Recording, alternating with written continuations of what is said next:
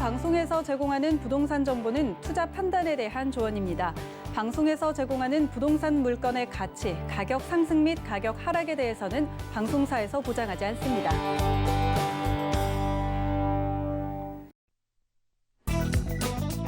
헤드라인 뉴스입니다. 지난 25일 부동산 114가 서울 아파트 127만 7천여 채의 시세를 분석한 자료에 따르면 1월 15일 기준 9억 원 초과 아파트는 총 66만 3,291채로 전체의 51.9%를 차지했습니다. 서울 권역별로 9억 원 초과 아파트 비율은 서초구가 95%로 가장 높았고 강남구, 용산구, 송파구, 성동구, 광진구 등의 순으로 나타났습니다. 한국부동산원은 이달 18일 조사 기준 수도권 아파트 매매 수급 지수가 117.2를 기록해 전주보다 1.9포인트 올랐다고 지난 25일 밝혔습니다. 이 수치는 조사가 시작된 2012년 7월 이후 가장 높은 것으로 집값과 전세값이 빠른 속도로 오르면서 더 늦기 전에 집을 마련해야겠다는 심리가 강해진 것으로 보입니다. LH는 지난해 12월 공고한 전세형 공공임대주택 총 14,843가구에 대한 청약 접수 결과 전국 평균 3.4대 1의 경쟁률을 기록했다고 지난 25일 밝혔습니다. 지역별로 수도권의 경우 건설형은 총 3,949가구 모집에 경쟁률 4.3대 1을 기록했으며 매입 임대형은 총 1,058가구 모집에 11.8대 1의 경쟁률을 보였습니다.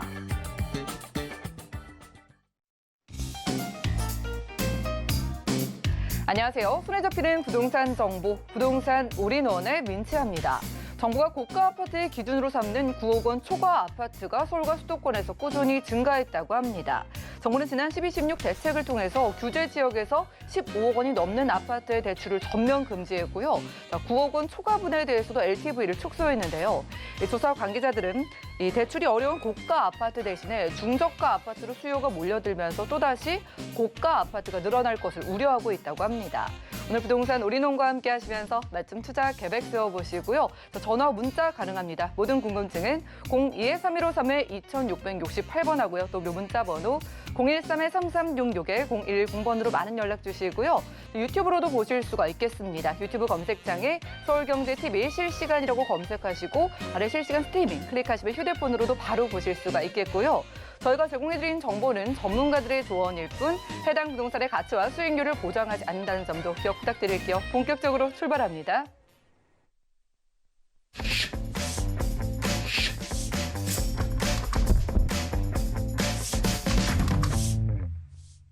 자, 이번 순서는 강남 부동산 투자 길잡이 박연 소장님 함께합니다. 어서 오시죠. 네, 안녕하세요.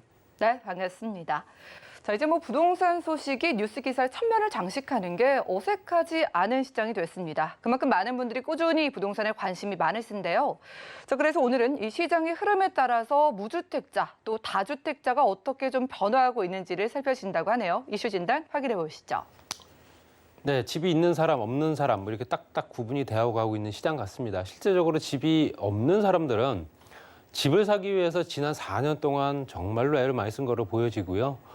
실제적으로 영혼을 끌어 모아서라도 집을 사야겠다라는 수요들이 그만큼 많이 늘어났다는 건 사실입니다. 다주택자가 되기 위해서가 아니고요. 집 한 채 마련하기 위해서 무주택자가 정말로 이제 임대 시장을 벗어나서 자가 시장으로 진입하기 위한 시장의 장벽이 너무 높아진 거죠. 그렇기 때문에 실제적으로 무주택자, 다주택자의 변화, 이 몇 년 동안에 어떻게 변화가 생겼는지 지금 현재 이 정부에서 이제 포커스를 맞추고 있는 부동산 규제 정책은 다주택자의 어떤 그런 규제였습니다. 다주택자를 향한 규제였기 때문에 무주택자에 대한 어떤 그런 공급이라든가 아니면 어떤 그 추가 대책은 사실상 그동안 미비했던 상황입니다. 작년부터 나왔던 3기 신도시가 이제 공급을 더 늘리겠다, 또 추가적인 공급을 더욱더 확대하겠다, 역세권 고밀도 개발을 하겠다, 아니면 재개발을 통해서 또 공공계획 재개발을 통해서 공급을 물량을 빨리 공급하겠다, 이런 형태로 이제 조금 늦긴 했으나 그래도 지금 시작했다라는 게 다행이고요. 그렇기 때문에 지금 현재 무주택자와 다주택자, 집이 많은 사람과 집이 한 채 이상 되는 사람을 다주택자라고 하겠죠. 무주택자는 집이 한 채도 없는 사람이고요. 말씀드린 대로 어떻게 변화가 생겼는지 한번 지난 몇 년간의 도표를 한번 보시겠습니다. 일단 무주택 가구수는 2015년도에 비해서 5.6%가 증가해서요. 841만 가구에서 889만 가구가 됐습니다. 이 얘기는 실제적으로 통계청에서 나온 자료인데요. 실제적으로 이 자료는 새롭게 시장에 진입하는 수요들이 많았다는 얘기겠죠. 이제 몇 년 동안 지나면서 사회 초년생들에서 청년들이 이제 사회에 진출하는 세대들, 이런 세대들이 대부분 다 무주택자이기 때문에 그런 수요가 자연스럽게 늘어날 수밖에 없었던 무주택자들이고요. 이 무주택자들이 출구 전략을 좀 정확하게 잡아줘서 실제적으로 경제력이 부족한 사람들이기 때문에 내 집 마련하고자 하는 시간이 꽤 오래 걸릴 수밖에 없습니다. 그래서 실제적으로 소득을 한 푼도 쓰지 않을 때 내 집 마련, 이건 불가능한 얘기죠. 지금 소득을 한 푼도 안 쓰고 집을 사기 위해서 모은다는 얘기는 이건 불가능한 얘기지만 그냥 통계로 봤을 때 소득을 한 푼도 쓰지 않고 내 집 마련하는 데 걸리는 시간이 작년과 올해입니다. 작년과 올해. 그러니까 재작년과 작년이겠죠. 이제 해가 바뀌었으니까요. 2019년도 9월과 2020년도 9월에 어떻게 변화가 생겼냐면요. 전국에 한 푼도 쓰지 않고 집을 샀을 경우에 5.1년 정도가 걸렸습니다. 전국적으로 봤을 때요. 근데 한 1년 사이에 0.4년이 늘어났고요. 이 사이에 집값이 그만큼 올랐다는 얘기겠죠. 그리고 서울 같은 경우는 보통 12.9년 정도가 걸립니다. 소득을 한 푼도 쓰지 않고 집을 사기 위한 조건을 봤을 때 12.9년이 1년 사이에 2.7년이 늘어났습니다. 그렇기 때문에 15.6년이 걸린다. 그만큼 시간이 더 걸리는 얘기는 돈을 더 많이 모아야 된다는 얘기겠죠. 그만큼 집값이 1년 사이에도 월등히 가격이 올랐다는 얘기입니다. 그렇기 때문에 무주택자들이 현재 내 집 마련하기 위해서 다주택자가 되기 위한 게 아니고 집 한 채를 마련하기 위해서 정말로 애를 쓰긴 하지만 집값은 너무 빨리 멀리 도망가기 때문에 집을 구입하기 위한 어떤 그런 희망, 이런 것들을 아예 포기하는 세대들도 나온다. 이렇게 보시면 될 것 같고요. 그 다음에 이제 다주택자죠. 집이 여러 채, 2채 이상 되는 사람들을 다주택자라고 하겠죠. 다주택자 수도 16.3%가 증가돼서 317만 가구 정도 됩니다. 그러면 272만 가구에서 317만 가구. 아까 말씀드렸던 무주택자는 거의 900만 가구 정도 되죠. 말씀드린 대로 다주택자가 실제적으로 이 사람들이 집을 한 3채 이상 갖고 있다 쳤을 때 그랬을 때 비율이 맞아 떨어지는 겁니다. 공급을 했을 때 내가 살고 있는 집은 한 채 있어야 되기 때문에 내 집 뺀 나머지 3채 정도는 있어야 이게 임대 시장이 풀릴 테고요. 무주택자들이 임대에 거주할 수 있는 여건들이 되겠죠. 말씀드린 대로 거의 한 3배 정도 가까이 차나기 때문에 집이 무조건 3채 정도는 있어야 된다는 얘기입니다. 그렇기 때문에 다주택자들이 무주택자들한테 임대를 놓을 수 있는 조건들 여태까지 봤을 때도 그 숫자가 증가된 건 사실이긴 하나 무주택자들이 늘어난 비율들 또 무주택자들이 다시 또 자가시장으로 진입하는 비율들이 워낙 떨어지다 보니 그 비율이 안 맞는다는 얘기겠죠. 당연히 집값이 더욱더 많이 오를 테고요.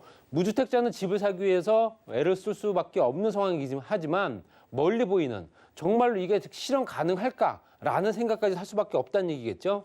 2020년도 아파트 매입자 연령대를 보셨을 때 작년 기준입니다. 2020년대 아파트를 매입한 사람들의 연령대별로 구분을 해봤는데요. 40대가 27.7%고요. 30대가 25%. 지금 아시다시피 20, 30대가 아주 공격적으로 지금 주택을 구입하고 있기 때문에 50대가 19.7%고요.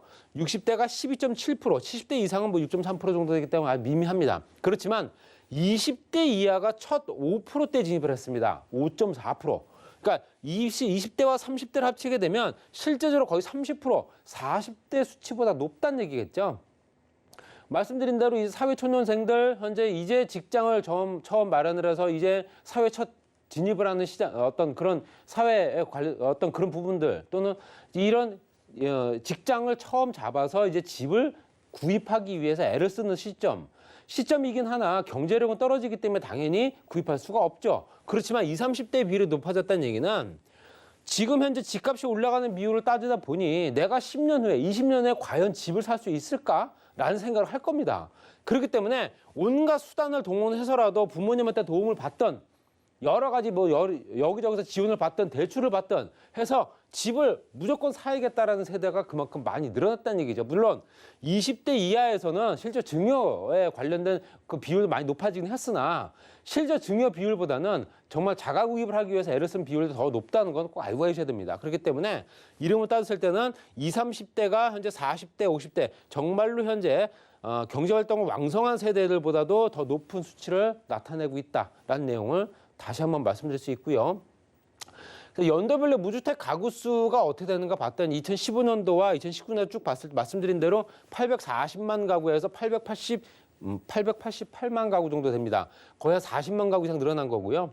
실제적으로 연령별로 서울 아파트 구입 기간, 서울 아파트를 구입하는데 걸리는 시간이 얼마나 걸리는가. 이건 2016년도 12월 시장과 2019년도 12월 시장 약 3년 정도 통계를 봤을 때 39세 이하, 연령대별로 또 나타나는 부분이 39세 이하 같은 경우는 보통 10년 7개월 정도 걸렸던 2016년도에 비해서 3년 사이에 15년, 거의 한 5년이 올라갔고요. 40대 같은 경우도 9.7년에서 9년 7개월에서 13년 6개월 정도 걸린다. 거의 현재 4년에서 5년 정도가 더 걸린다라고 얘기를 합니다. 그렇기 때문에 이 수치가 실제적으로 늘어나면 늘어났지 줄어들지는 않는다는 얘기죠. 지금 현재 상황을 봤을 때는 집값은 더욱더 반등하고 더욱더 오를 가능성이 크기 때문에 이 수치는 현재 작년과 재작년 기준이기 때문에 올해 기준은 이제 올해 발표될 내용을 보게 되면 또 다를 겁니다. 그렇기 때문에 이 수치는 더욱더 높아져 있을 거다 보시면 될 것 같고요. 또 연도별로 주택 소유 가구 수를 보게 되면 이 2건 이상 소유 가구까지 포함됐습니다. 1건 이상도 다 포함된 거고요. 1건부터 2건까지 다 봤을 때 2015년도부터 2029년도까지 연도별 주택 소유, 집을 갖고 있는 사람들의 가구 수를 계산하는 겁니다. 그랬을 때 2015년도 현재는 1,000만 가구 정도가 되는 거고요.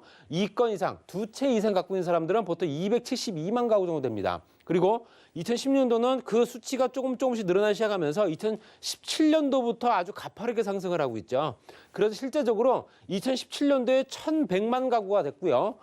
1년 사이에 1,123만 3천 가구가 됐습니다. 그리고 현재 2019년도에는 1,145만 6천 가구가 됐습니다. 이거는 현재 연도별로 주택을 갖고 있는 사람들의 소유입니다. 그러니까 그 2019년도에 집을 소유하고 있는 사람들의 그 가구 수를 계산을 한 거기 때문에 실제로 가구 수는 늘어나고요. 2건 이상, 실제 2채 이상 되는 부분도 현재 가파르게 상승하고 있다. 이렇기 때문에 집을 여러 채 보유하기 위해서 애를 썼던 부분도 사실이다. 이렇게 말씀드리고 싶고요. 다주택자들이 여러 채를 보유하다 보니 현재 정말로 집이 필요한 사람들이 그 주택을 구입하지 못한다라는 내용은 이 수치만 보게 되면 그럴 수 있다라고 계산이 됩니다. 그렇지만 실제적으로 무주택자들이 현재 집을 살 수 있는 조건들, 청약이라든가 기본적인 대출이라든가 여러 가지 기본 요건들까지 같이 규제가 들어갔기 때문에 당연히 다주택자 또는 현재 집을 소유하는 자가주택 수요가 그만큼 줄어들 수밖에 없다라고 보여지고요.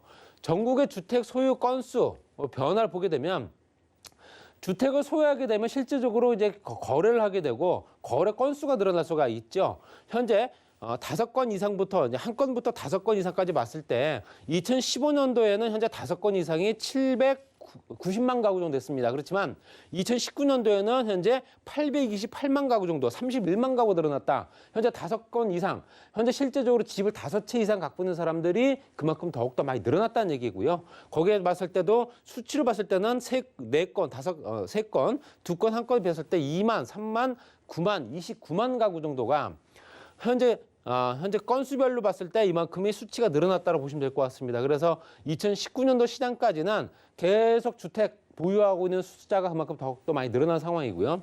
그 수치에 따라서 거래 증가도 될 수밖에 없죠. 전국적으로 작년 수치를 보게 되면 전국의 주요 주택 거래 증가율을 보게 되면 65.8% 정도가 늘어났습니다. 5개 광역시는 65%, 이외의 지역이 55.6%가 늘어났고요. 인천이 57.9%, 서울이 47.9%, 그리고 91.9%인 경기, 나머지 지역도 대부분 다 올랐습니다. 그러니까 실질적으로 주택 거래가 증가가 됐다. 당연히 집값이 올랐다 이렇게 보셔야 됩니다. 거래가 증가가 될수록 당연히 집값은 오를 수밖에 없기 때문에 그만큼 2020년도 작년 시장도 거래가 그만큼 활성화됐던 시장이다. 각종 규제들과 중첩된 규제가 있긴 했으나 그래도 거래가 계속 늘어났던 시장이다 보시면 될 것 같고요.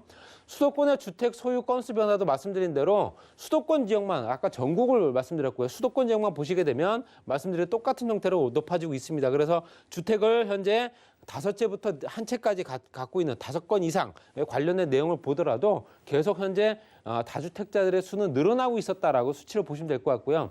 다주택자들이 현재 임대시장에 풀어놓은 물건들이 그만큼 많을 수 있다라는 얘기겠죠, 그만큼. 그렇지만 여러 가지 여건상 현재 그 본인의 입장에 봤을 때 본인의 상황에 맞춰서 또 임대시장에 내놓을 수 있기 때문에 그 물건들이 모두 다 시장에 풀린다라고 보기는 어렵다 말씀드리고 싶고요.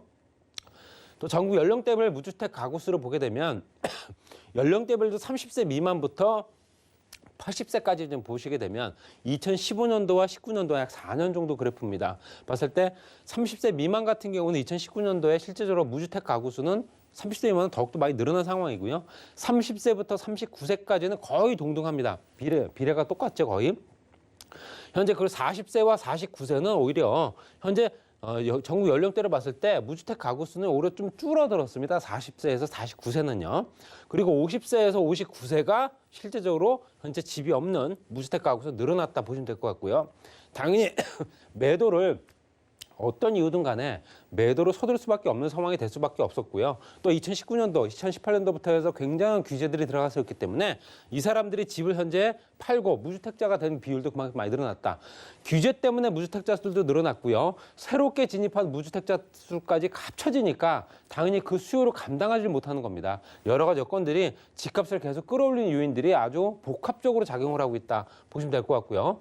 수도권 같은 경우도 이게 전국적으로 봤고요. 수도권 같은 경우도 거의 비슷한 수치로 갑니다. 그랬을 때 30세 미만부터 50세에서 59세까지 비율은 늘어났다. 무주택자들이. 그리고 60세에서 69세까지도 늘어날 수밖에 없죠. 또 그 이후 50세부터 현재 연령대가 높은 80세까지는 무주택 비율이 굉장히 높아지고 있다. 당연히 이 사람들이 당연히 임대 시장에 풀린다는 얘기입니다. 그렇다는 얘기는 그 임대 시장에 현재 공급되는 물량들, 다주택자들의 물량들이 소진이 되고 그 나머지 시장을 또 진입을 해야 되는데 그 물량이 없었다라는 얘기겠죠. 당연히 임대료도 높아질 수밖에 없는 상황이 됐다 보시면 될 것 같고요.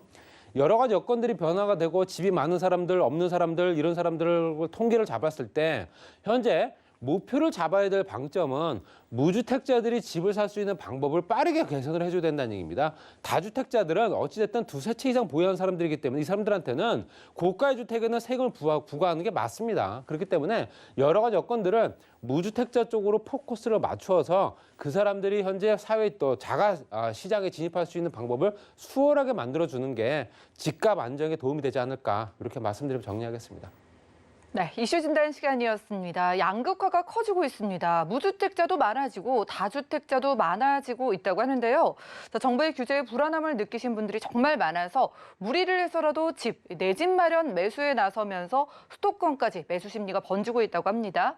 지금 무주택자는 무주택자대로 다세대 주택, 다주택자들은 그리고 다주택자대로 이 매수를 원하는 만큼 투자 지역을 소개해 준다고 하는데 정보 체크 확인해 보시죠. 자, 부동산 정보 체크 수준과 첫 번째로 확인할 지역은 서울시 서초구 서초동인데요. 2호선, 3호선 지나는 교대역 역세권에서 투룸 구조의 다세대 주택 찾아볼게요. 가격은 약 5억 4천만 원에서 5억 7천만 원 예상되네요. 자, 법조타운 있는 교대역 역세권 가보겠습니다. 서초구 서초동 보신 이유 만나볼까요? 네, 서초동 지역이 이제 주거 환경, 편의성들이 굉장히 높은 지역들이 많습니다. 고급 주택가들, 고급 빌라들이 많은 지역들이 많다 보니까 아무래도 어떤 자금력도 있고 여유가 있는 사람들이 많이 거주하는 비율, 높다는 얘기는 주거 환경이 좋다는 얘기겠죠. 그런 주택입니다. 신축 중이고요. 다세대 주택이고요. 위치를 보시게 되면 교대역과 남부터미널역 2호선과 3호선 같이 이용할 수 있고요. 교육대학교 건너편 쪽에 위치하고 주거 환경 굉장히 쾌적하고 좋습니다. 그리고 전체적으로 봤을 때 현재 세로로 지나고 있는 경부고속도로 라인을 봤을 때 오른쪽과 왼쪽을 나누면 강남과 서초겠죠. 그랬을 때 현재 인터체인지 주변이 이제 복합시설로 또 개발이 되고요. 또 현재 재건축 단지와 롯데타운, 삼성과 또 지척이 있기 때문에 여러 가지 또 개발 여건들이 충분해질 수밖에 없는 지역이다. 또 이미 개통이 된 장제터널과 아래쪽에 서초우면 R&CD 업무단지 이런 것까지 같이 연결되기 때문에 복합적으로 작용하면서도 그 주변 시세를 끌어올 수밖에 없는 토지 가격이 월등하게 오르고 있는 지역이다 보시면 될 것 같습니다.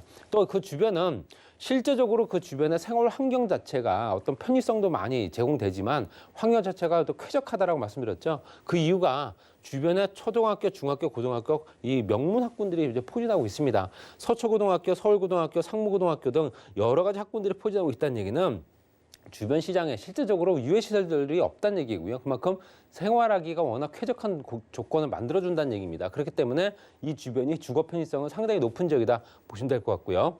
또 예술의 전당부터 세비섬까지 무너지고 연결되면서 센트럴시티와 또 세비섬까지 연결되는 또 클래식 아트 밸리 가로수길이 조성이 됩니다. 그렇다는 얘기는 특화된 도로가 만들어지고 그 주변에 상권이 그만큼 활성화됐다는 얘기고요.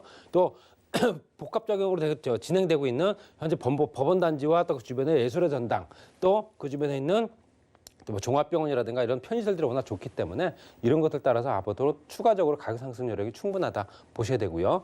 롯데라든가 삼성이라든가 기업체들이 이미 있기 때문에 물론 롯데타운 같은 건 이미 좀 이제 조성 전이기 때문에 앞으로도 개발 효과는 또 그만큼 더 커질 겁니다. 그리고 삼성이라든가 그 주변의 여건들이 그만큼 훌륭하기 때문에 앞으로도 투가 여력은 또 상승 여력은 충분하다 보셔야 되고요. 또 경부고속도로 지하사업을 통해서 반포IC와 서초IC 이렇게 복합단지가 만들어지기 때문에 주거상업부터 복합예술 문화단지가 만들어지죠. 여러 가지 교통환경이라든가 쾌적한 공간 또 업무시설들이 같이 만들어지기 때문에 이 주변이 굉장히 활성화될 수밖에 없다 보셔야 되고요. 남부터미널 복합화 사업은 당연히 할 수밖에 없는 사업입니다. 현재 이용객이 많이 줄고 있습니다. 현재 남부터미널 같은 경우도요. 그래서 현재 저층 단지에 노후화된 건물들이 워낙 많다 보니까 이거를 호텔이라든가 쇼핑몰, 영화관부터 해서 오피스 빌딩까지 같이 만들어지는 복합단지로 만든다. 이 얘기는 실제적으로 10년 전 이상부터 나온 얘기이기 때문에 앞으로 어떻게 진행될지 한번 지켜볼 필요 있습니다. 가격은 5억 4천만 원부터 5억 7천만 원까지고요. 임대 예상가 현재 기준입니다. 4억 5천만 원부터 4억 6천만 원까지 실투자 금액이 9천만 원에서 1억 1천만 원 정도 들어가는 다세대 주택이고요. 또 월세 같은 경우도 3천만 원 보증금에 월 120에서 130만 원 정도 보시면 될 것 같습니다. 대출도 가능합니다. 40% 활용하셔서 2억 1천만 원부터 2억 2천만 원까지 활용하시면 투자 금액은 3억 원에서 3억 2천만 원 정도 된다 보시면 될 것 같습니다. 서초동 고급 주택가 위치한 우수한 환경 이것 때문에라도 이 지역을 살고 싶어 한다고 보셔야 되고요. 8억권 수요 때문에 지속적으로 수요가 발생한다는 얘기는 뭐 당연히 말씀드렸습니다. 그리고 다양한 개발 호재나 희소성 높은 우수한 입지이기 때문에 또 보유와 거주를 통해서 탁월한 재테크까지 가능하다. 강남 서초 지역에 진입할 수 있는 기회다 보시면 될 것 같습니다. 네, 생활 인프라가 굉장히 만족스러운 지역이라고 합니다. 문화와 상권, 교통 모두를 충족시키는 서초구 서초동의 주택이었고요. 다음 지역도 만나보시죠. 자, 부동산 정보 체크 수준과 두 번째로 가볼 곳은 서울시 강남구 역삼동인데요. 2호선 역삼역 부근에서 분령 1.5룸 구조의 오피스텔 찾아보겠습니다. 자, 오피스텔의 가격은 약 3억 900만 원에서 4억 5천만 원 내다보고 있네요. 자, 오피스텔 찾아볼 지역은 강남구 안에서 역삼동인데 바로 가볼까요? 네, 주택 규제를 벗어난 상품이고 이미 준공이 완료됐습니다. 바로 입주 가능하고요. 현재 오피스텔 구조다 보시면 될 것 같습니다. 테헤란로 현재 역삼역에서 도보 3, 4분 거리에 위치해 있는 이미 준공이 완료된 오피스텔이고요. 아래쪽으로 강남역이라든가 강남대로 연결되면서 신분당선 연장선, 롯데타운, 삼성까지 연결되고요. 테헤란로에 현재 벤처타운이라든가 1인 창업가들이 워낙 많기 때문에 업무와 주거로 활용하는 현재 업무단지로 활용할 수 있는 일반 오피스텔로 사용할 수 있는 조건이다 보시면 될 것 같습니다. 주변은 IT 기업이라든가 현재 엔터테인먼트 기업들이 워낙 많은 지역이다 보니까 1인 직장인들, 1인 창업가들이 많은 지역입니다. 그래서 혼자 사는 인구들이 가장 많은 지역이 바로 역삼동이다라고 표시가 될 정도이기 때문에 그런 부분 한번 중점적으로 노려보시고요. 주변은 강남역과 역삼역, 선릉역부터 주변 삼성역까지 연결되는 국계로 복합지구까지 같이 연결되기 때문에 연계 개발이 된 지역이고요. 그 주변은 교통이라든가 각종 인프라들 상권이 워낙 잘 갖춰져 있기 때문에 이미 뭐 이 조성이 완료된 지역이죠. 여러 가지 인프라들이 100% 완료된 지역이기 때문에 당연히 인구 구성도로 더욱더 늘어날 수밖에 없다 보셔야 되고요. 따라서 주변 시세 오피스텔도 같은 가격으로 오르고 있습니다. 그렇기 때문에 당연히 시세 차이까지도 볼 수 있는 당연히 수익형이 아닌 차익형까지도 가능한 그런 물건이다. 이렇게 말씀드리고 싶고요. 르네상스 복합단지 개발 사업 때문이라도 이 주변은 업무와 숙박시설이 같이 만들어지기 때문에 업무시설이 늘어나면서 직장인 인구가 그만큼 급증할 거다. 이렇게 보시면 될 것 같습니다. 당연히 그 수요는 현재 그 주변에 미칠 수밖에 없고요. 또 국제로 복합지구 연결된 현대자동차뿐만 아니라 공연장부터 호텔, 판매시설, 오피스까지 같이 만들어지고요. 탄천과 한강 정비권역, 송파까지 연결됩니다. 그리고 지역화 개발은 GTX A노선, C노선, 또 KTX, SRT까지 같이 연결되기 때문에 말 그대로 복합 환승센터가 만들어진다 보시면 될 것 같습니다.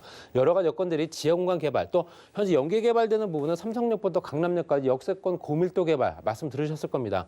600에서 800%까지 현재 용적률 상향부터 현재 3종 같은 경우도 250%까지 상향되기 때문에 당연히 이 주변이 활성화될 수 있는 여건들이 충분히 만들어진 지역이다 보시면 될 것 같습니다. 가격은 3억 900만 원부터 4억 5천만 원까지고요. 임대 금액은 2억 6천만 원부터 3억 8천만 원까지. 실투자 금액이 4,900에서 7천만 원 정도 들어간다 보시면 될 것 같고요. 임대금은 2천만 원, 보증금이 월 105에서 120만 원 정도 보시면 될 것 같습니다. 대출 금액은 2억 4천만 원부터 3억 4천만 원까지. 실투자 금액이 4,900에서 9천만 원 정도 소요된다 보시면 될 것 같습니다. 테헤란로 직장 밀집 지역의 임차 수요, 또 높은 수익률, 차익형까지 볼 수 있는 노후 생활 보장되고요. 토지 가격은 당연히 오를 테죠. 역세권이기 때문에 당연히 시세 차이까지 발생할 수 있는 오피스텔이다 보시면 될 것 같습니다. 네, 1인 가구가 밀집돼 있는 지역에서 함께했습니다. 강남구 역삼동에서 시세 차익과 수익 두 마리 토끼를 잡을 수 있는 오피스텔이었고요. 자, 재건축에 대해서도 궁금증 많으실 텐데 전화 한 통 주시면 1:1 무료 상담 가능하다고 합니다.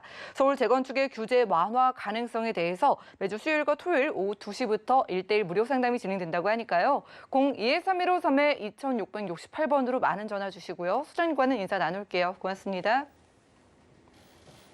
오늘 소개드린 정보는요. 네이버 TV의 SNTV 부동산 사람들에서 언제든지 다시 한번 확인이 가능하고요. 자, 박연 소장님의 정보들 정리해 보시죠.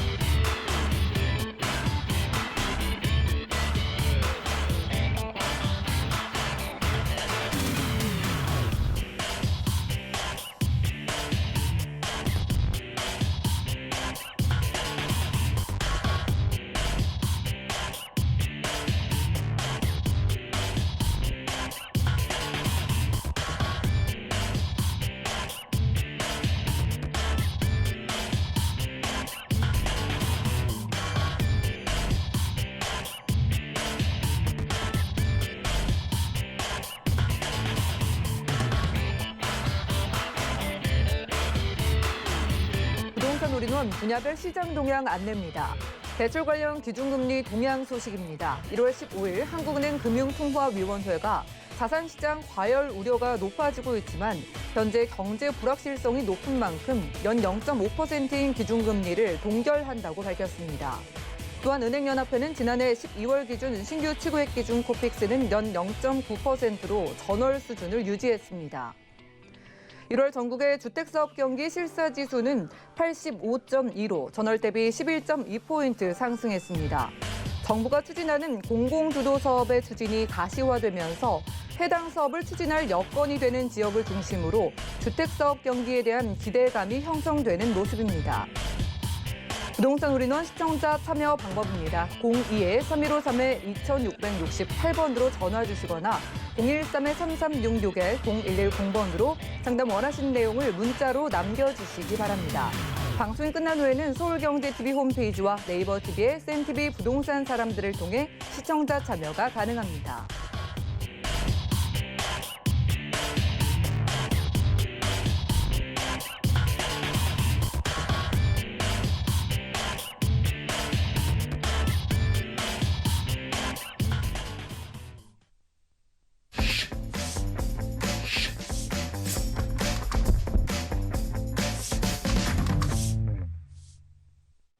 네, 부동산 시장에 대해서 올바르게 이해하려면 정확하고 빠른 정보가 필요하겠죠. 오늘 부동산 올인원과 함께 하시면서 시장 소식과 투자 포인트까지 알차게 챙겨보시고요.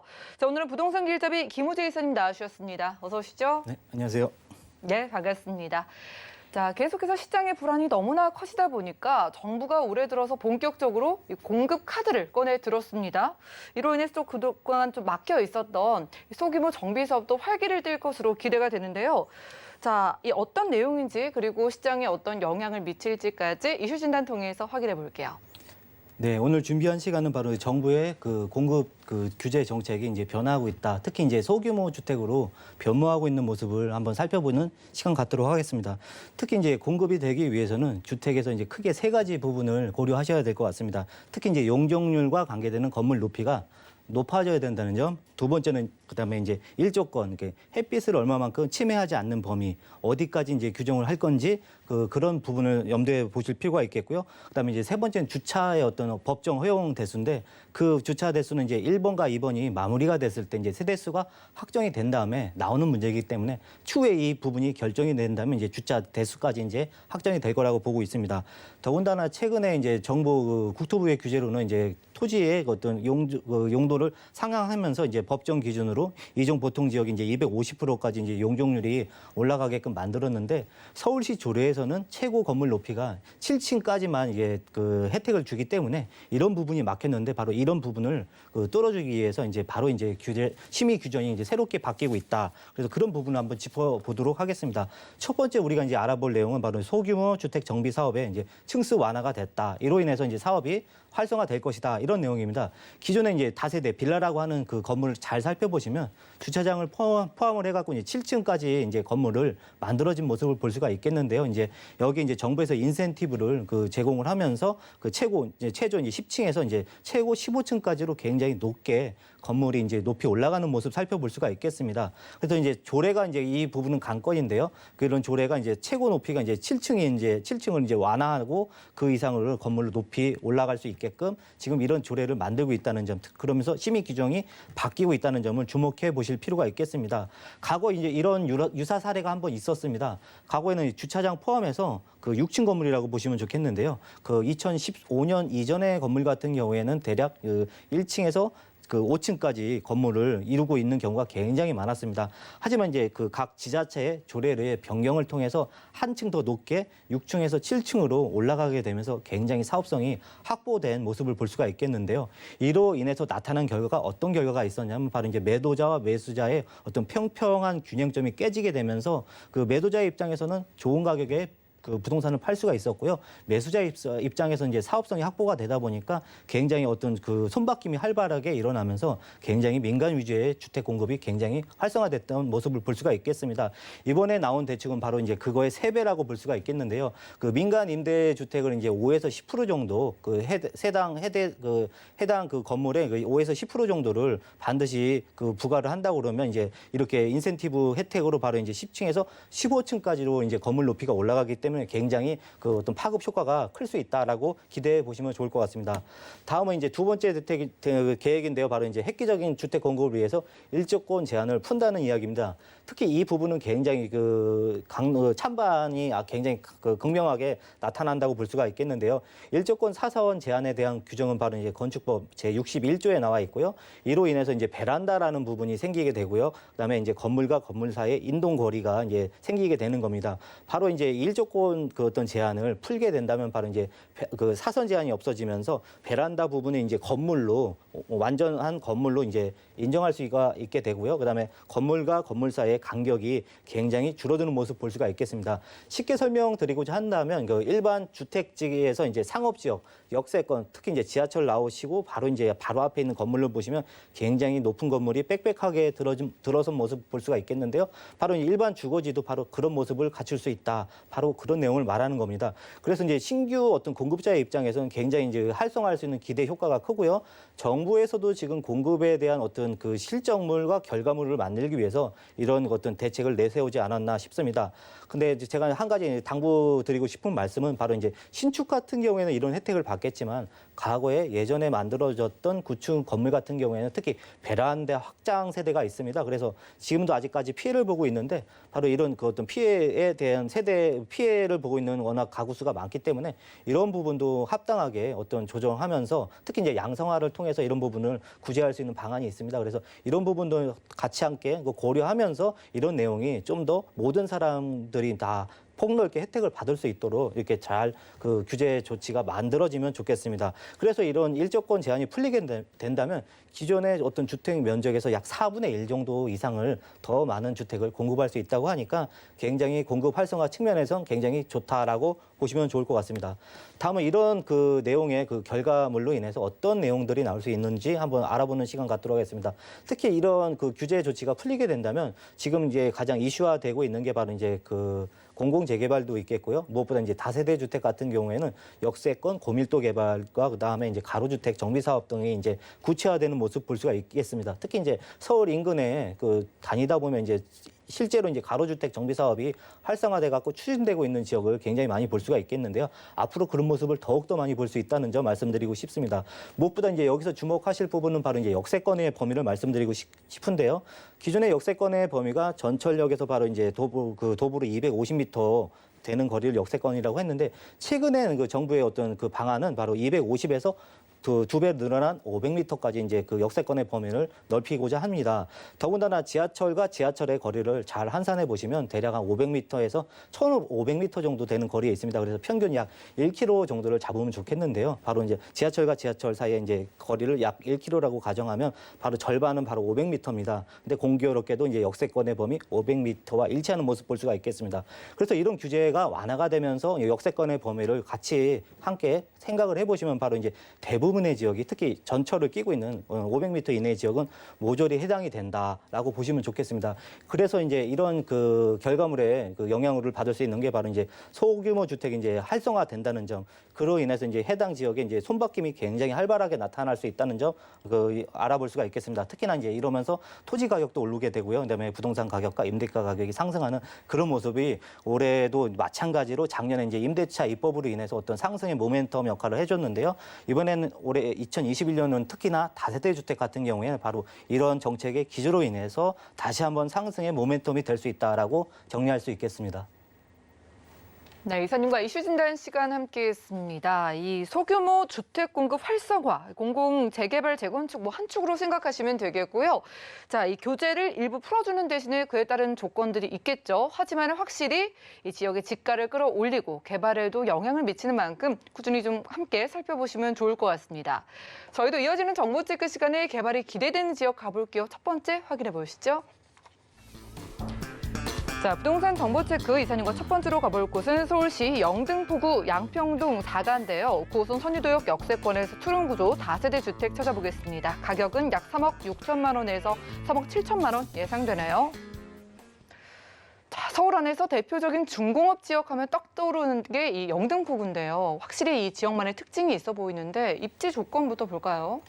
네, 이곳 같은 경우에는 바로 3도심의 한 축을 담당하고 있다고 보시면 좋을 것 같습니다. 특히 이제 과거에는 이제 강화문에서 이제 그런 그 강화문 종로의 그 업무축이 이제 영등포로 오게 되면서 영등포의 한 축이 이제 강남으로 가게 되면서 서울의 3도심의 모양을 갖추고 있는데, 특히나 서남권의 핵심이다 보니까 이곳이 이제 과거 구도심에서 이제 신도심으로 변모하면서 다양하게 이제 부동산 개발과 맞물려서 부동산이 재평가 받는 모습을 볼 수가 있겠습니다.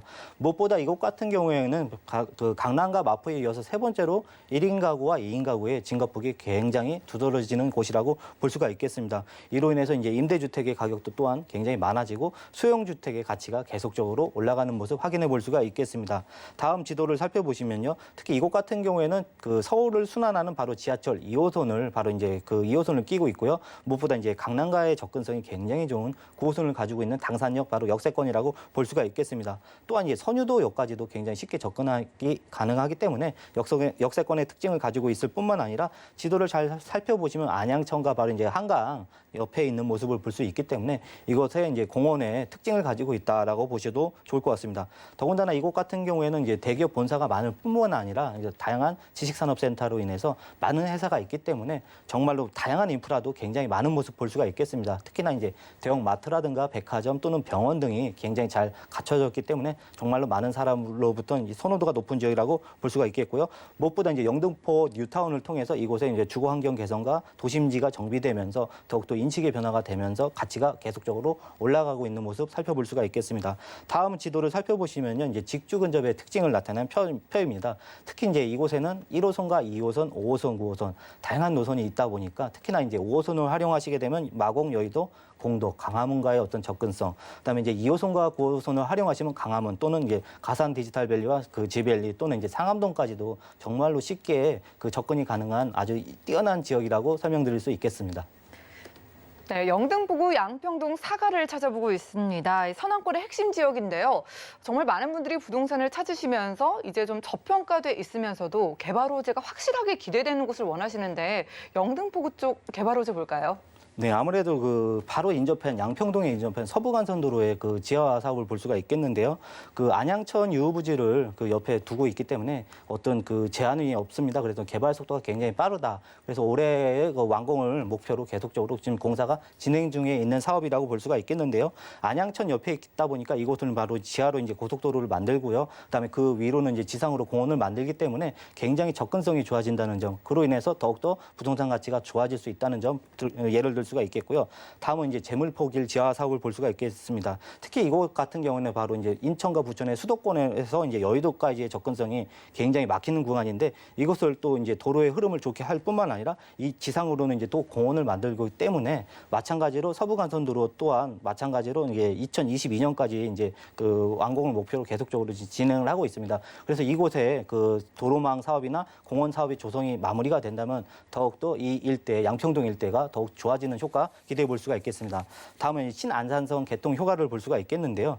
기존 노선의 이동거리가 굉장히 길었습니다. 그래서 이제 신안산선이 이제 개통이 되게 된다면 기존 노선보다 굉장히 획기적으로 시간을 단축할 수 있기 때문에 굉장히 많은 그 어떤 기대 효과를 볼 수가 있겠는데요. 실제로도 이제 신안산선이 개통되는 그 지역은 부동산 가치가 많이 올라간 점 볼 수가 있겠습니다. 그다음에 부동산 개발의 마지막은 이제 완공이기 때문에 완공 전까지 계속적으로 부동산 가치 상승이 되는 모습 살펴볼 수가 있겠고요. 다음은 이제 GTX 비노선과 신림선 노선 개발을 볼 수가 있겠습니다.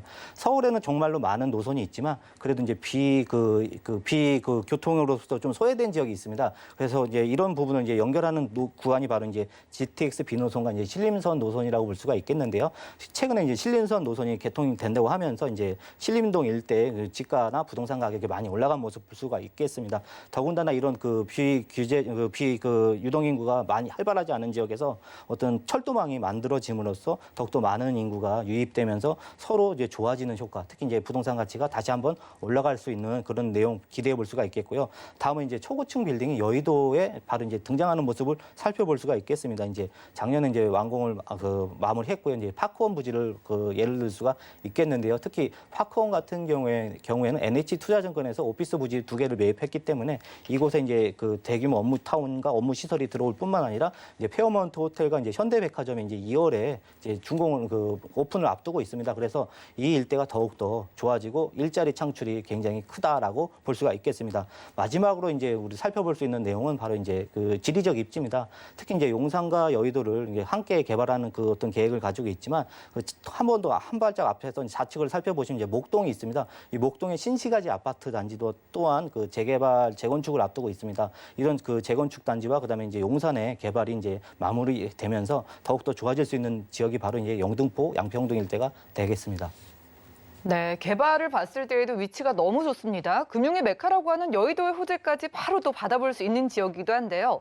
자, 9호선 역세권이고요. 특히나 요즘 1, 2인 가구가 폭발적으로 늘어나고 있다고 하니까 또 가격이 궁금해지는데 양평동 사가의 투룸 가격 얼마 정도일까요? 네, 시세는 3억 6천에서 3억 7천만 원의 시세를 이루고 있습니다. 최근에 이제 전세가 많이 없다 보니까 최근에 전세가 빠르게 소진되는 모습 볼 수가 있겠는데요. 특히 이제 전세 시세는 3억 3천에서 3억 4천만 원의 시세를 이루고 있기 때문에 이제 실제 필요한 금액은 2천에서 3천만 원이 있다면 전세 투자가 가능한 매물이 되겠고요. 그다음에 월세를 안고 진행을 한다 그러면 대략 월세 시세는 보증금 3천만 원에 약 130만 원 정도를 예상할 수가 있겠습니다. 그래서 대출을 안고 진행한다면 약 1억 8천에서 1억 9천만 원의 금액이 필요하겠습니다. 네, 소액으로도 같이 투자할 수 있는 영등포구 양평동 사가의 주택이었고요. 다음 지역 어딜지 공개할게요. 자, 부동산 정보체크 김우재 이사님과 두 번째로 가볼 곳은 서울시 서초구 양재동인데요. 3호선 신분당선 함께 이용할 수 있는 양지역 부근에서 이번에도 투룸 구조의 다세 주택 찾아보겠습니다. 자, 가격은 약 4억 8천만 원에서 4억 9천만 원 예상되네요. 자, 이번에도 투룸 주택이지만 이번엔 강남 3구로 가보겠습니다. 여기는 조금 분위기가 다르게 이미 좀 쾌적하고 완성된 동네다라는 좀 그런 생각도 드는데요. 입지 조건 따져볼까요? 네, 아무래도 서초구 같은 경우에는 다른 어떤 지역보다 녹지 환경이 굉장히 뛰어난 점 볼 수가 있겠고요. 그다음에 이제 걸어서 한강까지 갈 수 있는 양재천을 끼고 있습니다. 그래서 이제 하천 부지의 어떤 인프라가 좋아지면서 그것의 어떤 가치가 올라가는 양재동 일대가 되겠고요. 무엇보다 이곳에는 이제 경부고속도로가 있기 때문에 이제 남부터미널과 고속터미널 등이 있겠습니다. 이로 인한 많은 유동인구가 다양한 인프라를 창출함으로써 이곳에 정말로 좋은 생활반경 15분 이내에 정말로 다양한 인프라가 있다는 모습을 살펴볼 수가 있겠습니다. 더군다나 이곳은 이제 강남역 상권가의 접근성이 15분 이내로 이제 접근이 가능한 지역이 되기도 하겠고요. 무엇보다 이제 학원가가 이제 질비한 도곡동과 대치동의 바로 인접 지역이라고 볼 수가 있겠습니다. 그다음에 이제 이곳에는 이제 이제 재건축이 한참 진행 중인 바로 이제 개포동 일대에 그 아파트 이주민이 계속적으로 이제 몰려오면서 이곳이 꾸준하게 계속적으로 부동산 가치가 올라가고 있는 모습을 보이고 있는 지역이라고 말씀드릴 수 있겠습니다. 다음 지도를 살펴보시겠습니다. 다음 같은 경우에는 그 다양한 업무 축선상에 어떤 업무 직종이 있는지 이제 나타내는 그림인데요. 특히나 이제 이곳 같은 경우에는 성형과 뷰티에 관련 산업군이 있는 모습, 그다음에 이제 2호선 축으로 살펴보시면 다양한 그 IT 기업과 그 벤처 기업군들이 많이 몰려 있는 모습. 더군다나 이제 3호선 축으로 살펴보시면 이제 의료와 이제 대규모 연구단지가 많이 있는 모습 볼 수가 있는데요. 추가로 이제 정보사 부지를 살펴보시면 이곳에도 이제 또 하나의 이제 업무타운이 만들어지는 모습 볼 수가 있겠고요. 더군다나 양재동 일대 대규모 양재동 R&D 연구단지가 계속적으로 모여들고 있는 모습 볼 수가 있겠습니다. 그래서 계속적으로 업무축이 이제 강남과 서초구 일대에 정말로 많은 업무타운이 등장하고 있다라고 보시면 좋을 것 같고요. 다음 지도를 살펴보시면 이곳에 이제 대중교통, 특히 이제 지하철과 이제 도시고속도로의 모습을 볼 수가 있겠습니다. 신도시 개념으로 이곳을 설계를 했기 때문에 토지 구획 정리가 굉장히 잘 된 모습 볼 수가 있겠습니다. 이로 인해서 이제 지하철의 모습 또한 굉장히 반듯한 모습 보이고 있고요. 도시고속도로 또한 굉장히 그 꺾이는 선이 없이 굉장히 반듯하게 들어간 모습 볼 수가 있겠습니다. 그래서 이제 업무타운과의 접근성이 그 어느 서울 지역보다 굉장히 뛰어난 지역이다라고 정리할 수 있겠습니다. 네, 감성적으로 봤을 때도 이제 곧 날씨가 풀리고 있는데 봄이 오면은 초록초록한 그런 기분을 강남권 안에서 느낄 수 있고 양재천도 흐르는데 저희가 또 이성적으로는 개발 호재도 따져봐야 되잖아요. 근데 여기 또 일자리도 많이 늘어난다고요. 네, 아무래도 이곳 같은 경우에는 기존에 이제 그 강남구의 어떤 그 배후 지역으로 이제 위치를 하고 있지만 최근에 이제 그 서초구청장의 어떤 정책과 입안을 살펴보시면 지구 단위 변경을 통해서 계속적으로 일자리가 만들어지는 모습 볼 수가 있겠는데요. 대표적인 사례로 이제 양재 R&CD 특구 조성을 통해서 대기업과 중소기업, 그다음 벤처기업 등이 서로의 역할을 분담하면서 꾸준하게 일자리가 만들어지는 모습 볼 수가 있겠고요. 다음은 이제 강남역 옆에 이제 위치한 서초대로에 이제 업무 축이 확장되는 모습을 살펴볼 수가 있겠습니다. 특히 이곳 같은 경우에는 이제 코롱 부지와 롯데칠성 부지가 있는데 이곳에 이제 그 대기업의 업무지를 바로 이제 종상향을 통해서 또 하나의 이제 업무타운이 만들어지게 됨으로써 이제 강남역에서 이제 서초역까지 커다란 오피스 타운이 연장되고 있다라고 보시면 좋을 것 같습니다. 다음은 이제 GTX C 노선의 개통 효과를 볼 수가 있겠습니다. 강남은 특이하게도 이제 그 GTX 노선이 3개의 구간을 이제 그 정차하는 모습 볼 수가 있는데요. 그 중에 하나가 바로 이제 양재역이라고 볼 수가 있겠습니다. 그 제가 이제 계속 강조해 드리고 있는 바로 일자리 타운과 밀접하게 연관해서 보시면 좋겠는데요. 특히 GTX 노선이 관통하는 곳은 바로 이제 교통의 중심이 되거나 또는 일자리의 중심이 되는 경우가 굉장히 많습니다. 그로 인해서 양재동이 앞으로도 이 GTX 개통과 맞물려서 더욱더 큰 일자리 중심이 된다라고 보시면 좋을 것 같고요. 다음은 이제 신분당선 연장 효과를 볼 수가 있겠습니다. 국제 용산 업무지구의 그 대규모 업무타운과 바로 이제 양재역 업무타운이 이제 14분 이내로 앞으로도 이제 개통이 된다고 하니까 더욱더 뛰어난 부동산 가치 상승 기대해 볼 수가 있겠습니다. 다음은 이제 경부고속도로 지하 사업을 볼 수가 있겠는데요.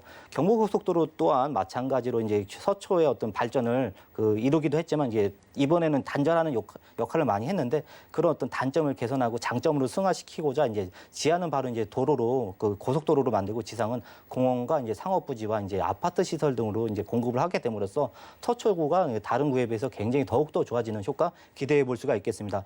마지막으로 살펴볼 수 있는 내용은 바로 이제 양재동과 우면동 일대 지구 단위 변경을 통해서 계속적으로 연구단지가 꾸준하게 들어오게끔 가시화되고 구체화되고 있는 모습 살펴보시면 좋을 것 같습니다. 네, 일자리와 교통이 핵심으로 보입니다. GTX 신호선이 양재역을 지나간다. 이거 하나만으로 너무나 충분해 보이는데요. 내가 그냥 직접 살면서 투자 가치까지 누려봐야겠다라는 분들이 참 선호할 만한 지역으로 보입니다.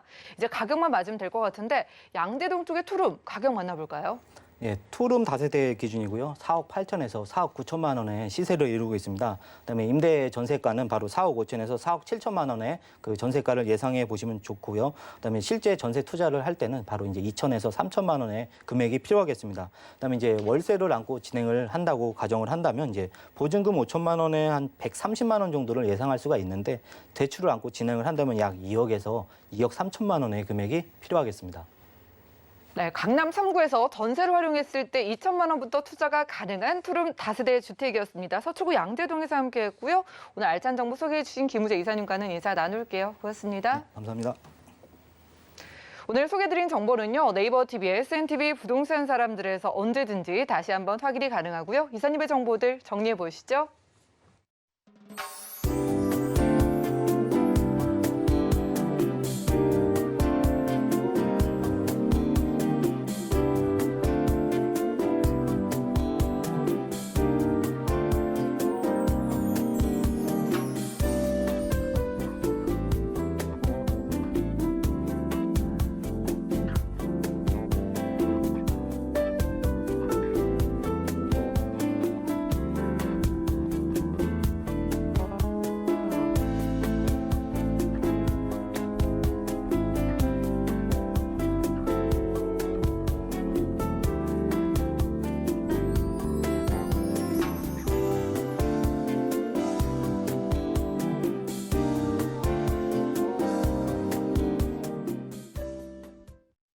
저희 방송에서 여러분들께 제공해드린 정보는 전문가들의 조언일 뿐 해당 부동산의 가치와 수익률을 보장하지 않는다는 점 기억 부탁드리고요.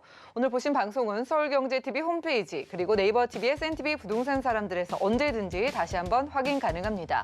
전화 문자번호 계속해서 열려 있으니까요. 부동산 관련된 모든 궁금증은 02-3153-2668번 또 무료 문자번호 013-3366-0110번으로 언제든지 연락 주시고요. 도움되는 정보로 찾아뵙겠습니다. 함께해 주신 여러분 고맙습니다.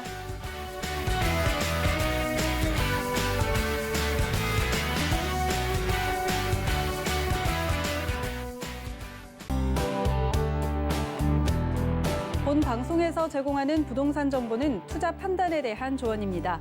방송에서 제공하는 부동산 물건의 가치, 가격 상승 및 가격 하락에 대해서는 방송사에서 보장하지 않습니다.